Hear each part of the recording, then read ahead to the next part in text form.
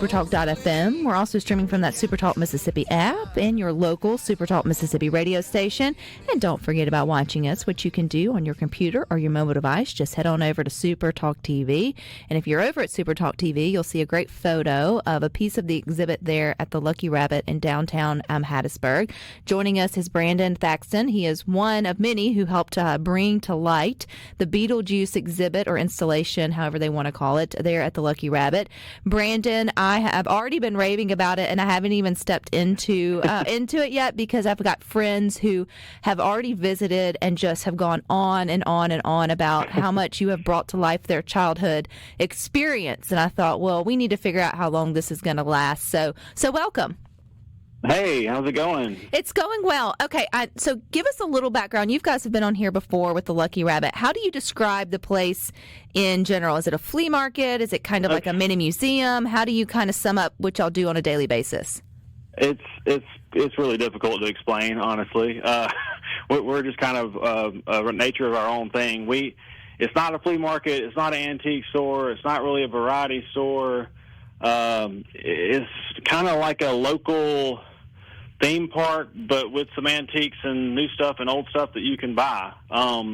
We just really strive on trying to create an awesome experience like no other. We go shop a lot looking for junk and different things for props and whatnot for the store, and there's just no place like it. I mean, we just really want to just offer something where people come in and they leave with their mind blown, being like, wow, that was really awesome. So the sets that we do are just like a little extra attraction that we do to get people into the door, but it actually satisfies our need because we love doing it. And how often do those change? Because you just recently on your Facebook page, if folks want to see detailed photos, they're excellent, that y'all started working back on the Beetlejuice installation or sets, as you call it, back in the summer. So how often do you switch these things over? Well, it's kind of hard to say. Like I said, with it being something that we kind of do to get foot traffic in the door, it's not really like any rhyme or reason to a schedule for it. But this particular set is our biggest one we've ever done. It's about 2,000 square feet. Just kind of backstory, we bought the building next door to us, and we've got a lot more space now to do cool stuff like this. So we finally got settled into the building. We've been in here for almost 2 years now.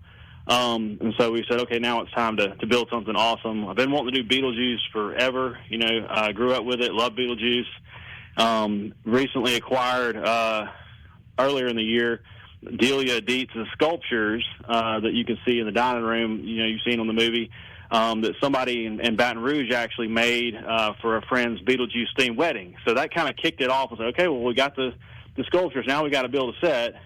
So it was originally supposed to be just a dining room, and then it was going to be the waiting room, and now it's just a big 2,000 square foot walk-through exhibit that's just, fun from one end to the other. So the attention to detail, though, Brandon, I think is what's blowing a lot of people away. Because, again, I haven't been, but I have walked through other folks who are just really Beetleheads, I guess you could call them, and really understand it. And just talking about and taking their own pictures and sort of posting those. Right. And the attention to detail. So, I mean, countless hours this had to be. What size is your team? I mean, you obviously didn't do this alone. How many people were on your team to make this happen? This was the last time you had me on. We were talking about a 20 by 20 office, the office set that we did back in 2020. I actually did that one by myself because it was a small set. I enjoy doing it. I'm passionate about the office. So I was able to throw that together. This deal was a whole different beast. Every day it was probably, 3 or 4 people working on it, but in the end we did bring in a good bit to kind of help us tie some loose ends up.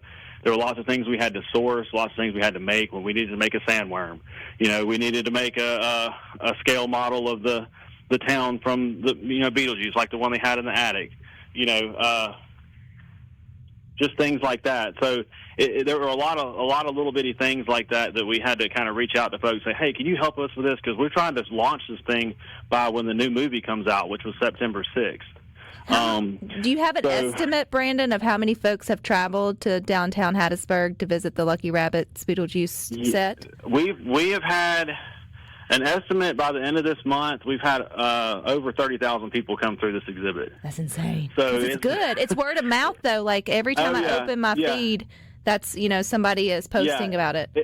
It's been huge. And you were talking about the attention to detail, we tend to take on sets and projects that are in our wheelhouse. Like we like 70s, 80s, 90s stuff. That's just kind of like our thing. So we have a lot of those props, So with this movie, we need a lot of clutter, a lot of different things, for a certain area. So we just went up on our third floor of our building where we have a lot of our props stored and just started pulling stuff down. So we can bring in the detail really easily.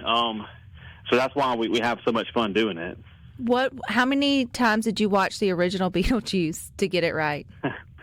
I actually went home and watched it every night. Not all the way through, but just certain scenes. I'd be on my computer, and I'd have another screen pulled up over here. I'd just be watching the movie. I'd be taking screenshots and just jotting notes down about what we need. And if it's something that we can find that somebody's already made, we're going to do that. If we can't find it and it doesn't seem like it's something somebody's ever done, then we have to end up doing it ourselves, But that was kind of the fun, and it was just trying to just pull it off, Well, you obviously have, Brandon, and what's it like, though? I mean, you're just there working, doing your everyday, but seeing all of these people coming through and experiencing something that, you and your team just really poured a lot of passion and, time and energy into, to really appreciate it for the effort that went in. I mean, we wouldn't do it if it wasn't for the people that enjoy it. I mean, we 100% do this for people to enjoy it. Yes. Does it drive traffic to the store? Yes. Hopefully we assume that they probably make a purchase? Yes. But at the end of the day, it's really just about making people happy and giving them some nostalgic feels and leaving here feeling like, they've gotten more in touch with their childhood and therefore they're just a happier person overall.